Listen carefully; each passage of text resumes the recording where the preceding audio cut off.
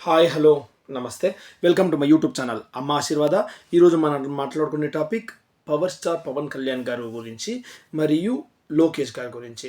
ఏంట్రా వీళ్ళిద్దరి గురించి అని చెప్పేసి అందరికీ తెలిసిన విషయమే. ఈ మధ్యకాలంలో చాలా పాపులర్ అయిన విషయం ఏంట్రా అంటే పవన్ కళ్యాణ్ గారి డిప్యూటీ సీఎం పోస్టు లోకేష్ గారికి ఇవ్వాలని చెప్పేసి తెలుగుదేశం పార్టీలో చాలామంది అయితే అనుకుంటూ ఉన్నారంటండి. అసలు వాళ్ళు అనుకోవడానికి గల కారణం ఏంటి? అది డిప్యూటీ సీఎం పోస్టు లోకేష్ గారికి అర్హుడైనా అని చెప్పేసి మనం ఇప్పుడైతే మాట్లాడుకుందాము. ఇది అనుకోవడానికి గల ముఖ్యమైన కారణం ఏంటంటే తెలుగుదేశం పార్టీలో ప్రతి ఒక్క పార్టీలను కొంచెం చీడ పురుగులు అనే వాళ్ళు కంపల్సరీగా ఉంటారండి. ప్రతి ఒక్క ఊర్లో కానీ, ఒక ఇంట్లో కానీ, ఒక పార్టీలో కానీ ఇదంతా మామూలు ఇలాంటి వ్యక్తులు ఉంటారు. అలాంటి కొంచెం మంది వ్యక్తులు ఎలాగైనా కూటమి ప్రభుత్వాన్ని విడతీయాలి అనే ఒక ఉద్దేశంతోనే ఇలాంటి స్కెచెస్ అయితే వేశారు అనేది అయితే మనం అనుకోవచ్చును. ఇంకొక విషయం ఏంటంటే లోకేష్ని సీఎంగా డిప్యూటీ సీఎంగా చెయ్యొచ్చా అంచనే విషయంకి వస్తే గన పవన్ కళ్యాణ్ గారికి లోకేష్ గారికి చాలా వ్యత్యాసం ఉందండి. ఏంటంటే పవన్ కళ్యాణ్ గారి గట్స్ ఇది రాజకీయ చరిత్రలో ఎవరికి లేదు అని చెప్పొచ్చండి. ఆయనకి ఎలా అంటారంటే ఆయన చచ్చిపోయినా పర్వాలేదు, జనాలకు మేలు చేయాలి అనే ఒక వ్యక్తి. ముందంతా వచ్చేసి లోకేష్ గారికి ఉన్న ఆ పేరేంటో అందరికీ తెలిసిన విషయమే. అందరూ కావాల్సి కానీ అది ఏడిపించేదానికన్నా పప్పు అని చెప్పేసి చాలామంది అనడం అయితే జరిగింది. ఇప్పుడు ఆయన ఏమైనా అయిపోయి ఆ పేరు అనేది వెళ్ళిపోవాలి అని చెప్పి చాలా శ్రద్ధతో, చాలా నిక్కచ్చితో ఇప్పుడు తను వెళ్ళడం జరుగుతుంది. ఆయన యువగలం ఎంత సక్సెస్ అయిందో తెలిసిన అంటే ప్రతి ఒక్కరూను నడిస్తే అది 100% ప్రతి ఒక్కరిది సక్సెస్ అయినా అవుతుందండి. నడిచే దీంట్లో పెద్ద ఇచ్చేవి కాదు. చుట్టూ ఉన్న బాడీ గార్డులను పెట్టుకొని ఎవరైనా నడియొచ్చిన. కాకపోతే ఒక మీటింగ్లో వాళ్ళు ఎవరైనా మాట్లాడినారా అంటే అది జనాల మైండ్కి ఎక్కేతర మాట్లాడే అర్హత, ఒక టాలెంట్ ఉండేది మన పవన్ అన్నకు మాత్రమే. ఆయన మాట్లాడినారా అంటే ఆ స్పీచ్ అంత పక్కగా మా మనసులోకి ఎక్కుతుంది. అంతేకాని ఒక స్పీచ్ ఇచ్చిన తక్షణము జనాలందరూ అయ్యో పర్వాలేదురా అనే అట్లా వ్యక్తి అయితే లోకేష్ బాబు కాదండి. చంద్రబాబు నాయుడు గారు జైల్లో ఉన్నప్పుడైతే లోకేష్ గారు దగ్గరికి కూడా వెళ్ళలేకపోయారు. తను వాళ్ళ ఇంట్లో కూర్చొని ఉండిపోయాడు. అలాంటి పరిస్థితులు అయితే క్రియేట్ అయింది. కానీ పవన్ అన్న గట్స్ ఏం చేసింది చెప్పండి?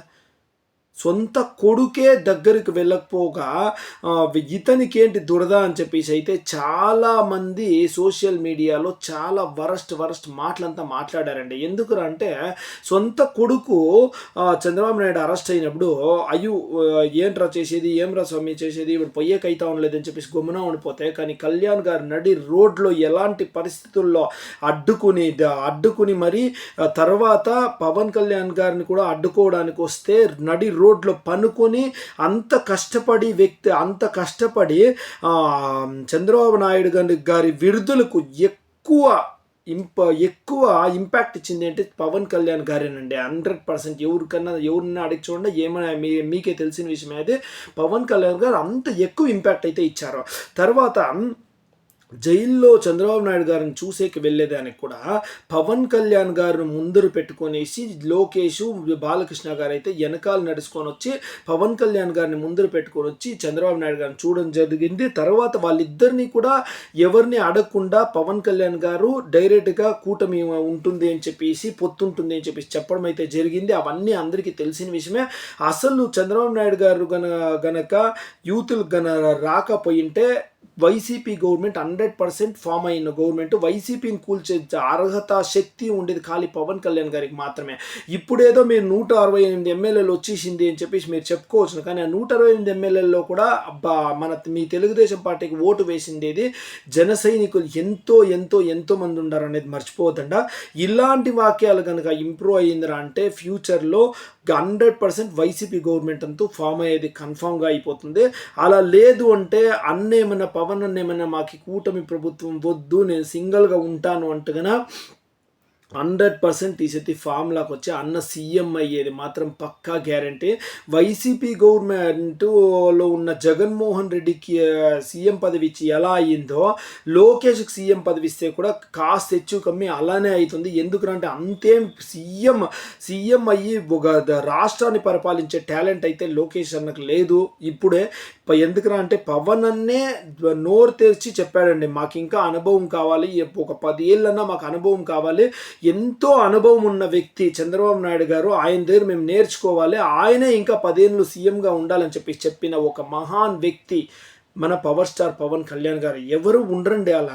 తెలిస్తే తెలుసు అని చెప్పడము, తెలియకపోతే తెలియదు అని చెప్పడము, న్యాయం అంటే న్యాయం అని చెప్పడము, అన్యాయం అంటే అన్యాయం అని చెప్పడము, అన్యాయానికి ఎదురు నిలబడి చచ్చిపోయినా పర్వాలేదు అనే లాంటి వ్యక్తి ఉండడం అనేది 100% తప్పు. ఎప్పటికైనా ఏపీ వాళ్ళు కోరుకోండా మన ఏపీలో పవన్ కళ్యాణ్ గారు సీఎంగా ఉండాలని చెప్పేసి. యాక్చువల్గా నాకు తెలిసినంత వరకు పవన్ కళ్యాణ్ గారు కన్నా సీఎం అయితే చంద్రబాబు నాయుడు హయాంలో ఉన్న కాస్తో కూస్తో బ్యాడ్ అనేది కూడా 100% ఉండదండి. చంద్రబాబు నాయుడే కాదు, ఇది ఇండియాలో ఎవరు చెయ్యలేపరు, అంత సూపర్గా చేస్తారు మన పవన్ కళ్యాణ్ అన్న.